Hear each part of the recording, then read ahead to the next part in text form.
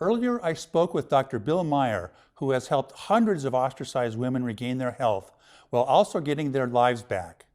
We now meet Kristina Bishop, an adjunct professor in the University of Arizona School of Geography and Development, whose work on HIV/AIDS helps local college students understand the complexity of health and health care in Southern Africa. Kristina, thanks so much for joining us today. Thanks so much for having me.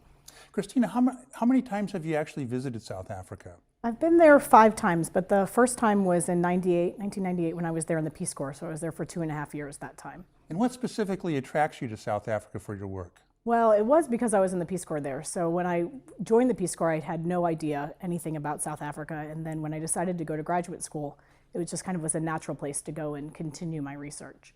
And Kristina, your work looks at traditional versus Western medical practices in South Africa. Can you tell us a little bit about how traditional medicine works in South Africa? Yeah, so there's several different types in different regions, and the place where I focus is in Mpumalanga province, which is in the northeast part of the country.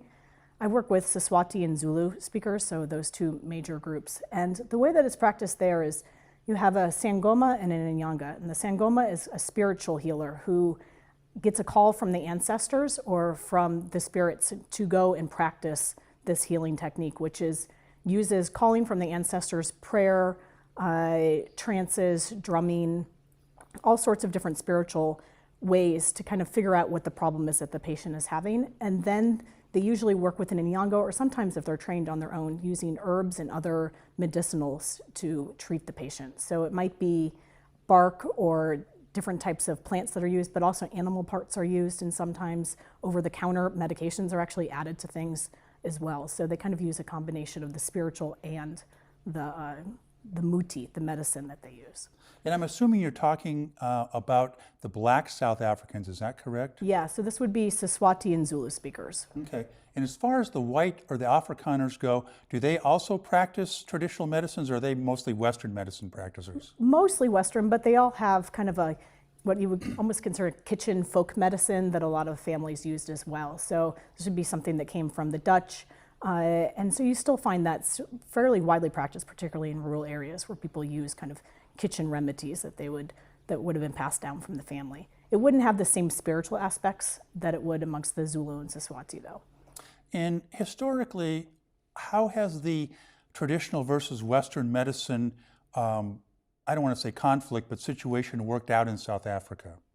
There has been a lot of conflict, though, particularly during the colonial age. So before apartheid, so apartheid officially started in 1948. So before apartheid, during kind of the British rule, there was a lot of policies put in place to try and completely limit and eliminate the practice of traditional medicine.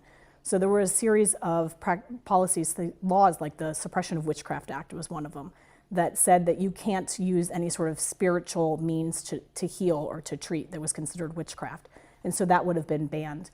You had a lot of limits on who could have practiced actually traditional medicine. So Inyangas, particularly the herbalist, had to go and get licenses if they wanted to practice. But the licenses, I did archival work on this, and the vast majority of the licenses were turned down. And the authorities clearly said this was to eliminate the number of people that were, limit the number of people that were actually practicing traditional medicine.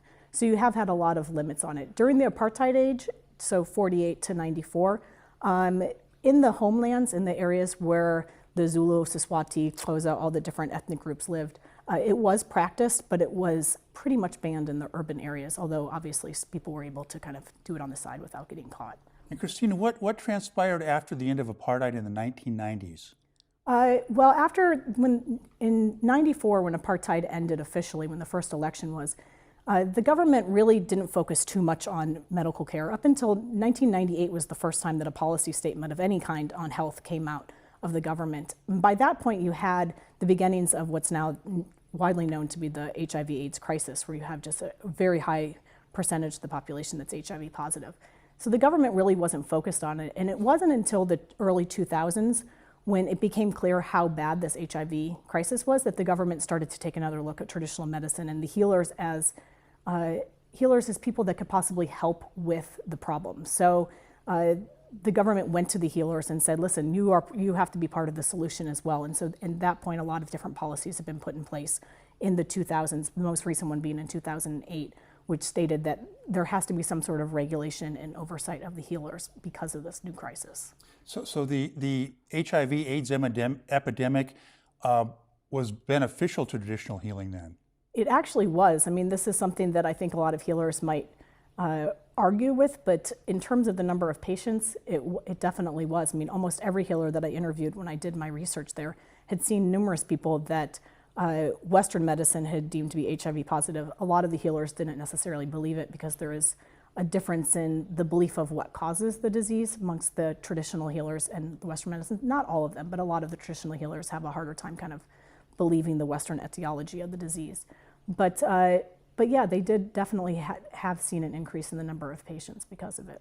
How serious is the HIV/AIDS epidemic in South Africa? It's extremely serious. It's got the highest number of people that are actually HIV positive, so over 5 million people in South Africa are HIV positive, which comes out to about 17% of the adult population. And in certain provinces, like in Mpumalanga, where I work, even higher, about 1 in 4 adults are HIV positive. And in the particular villages where I work, this summer when I was there and was talking to the nurses who actually do the tests, they said that over 60% of the people that they test come back positive. So we're talking in some places well over half of the population is positive. What's the corresponding percentage in the United States right now? It's less than 1%. So we're looking at 17 versus less than 1%. Yeah. Okay. Kristina, we have about a minute left. I understand that you're also taking students down to South Africa with you to learn about the situation. Could you explain a little bit about that? Yeah, so I started last summer the study abroad program in health and development to South Africa and Swaziland. So we go to Swaziland as well, which is the small country next to South Africa. And we talk about HIV, tuberculosis, which is another major health issue.